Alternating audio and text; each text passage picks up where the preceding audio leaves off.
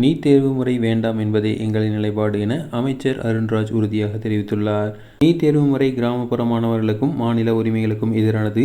NEET வேண்டாம் என்பதே எங்களின் நிலைப்பாடு என தெரிவித்துள்ளார். தொடர்பாக ஒன்றிய அரசை வலியுறுத்துவோம் என தமிழக சுகாதாரத்துறை அருண்ராஜ் தெரிவித்துள்ளார்.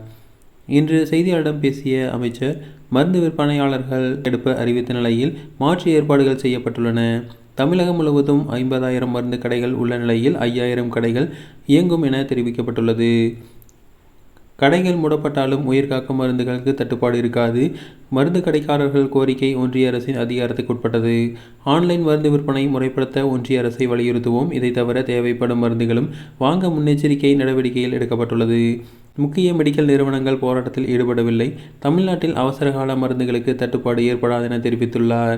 மருந்து விற்பனையாளர்கள் கோரிக்கையை மத்திய அரசு பரிசீலிக்க வேண்டும். நாளை முதல் மருத்துவமனைகளுக்கு நேரில் சென்று ஆய்வு செய்ய இருக்கிறேன் எனவும் தெரிவித்துள்ளார். நீட் தேர்வு முறை என்பது கிராமப்புற மாணவர்களுக்கும் மாநில உரிமைகளுக்கும் எதிரானது. நீட் வேண்டாம் என்பதே எங்களின் நிலைப்பாடு. இது தொடர்பாக ஒன்றிய அரசை தொடர்ந்து வலியுறுத்துவோம். போதைப் பொருளை தடுக்க தனிப்பிரிவு அமைக்கப்பட்டுள்ளது எனவும் தெரிவித்துள்ளார்.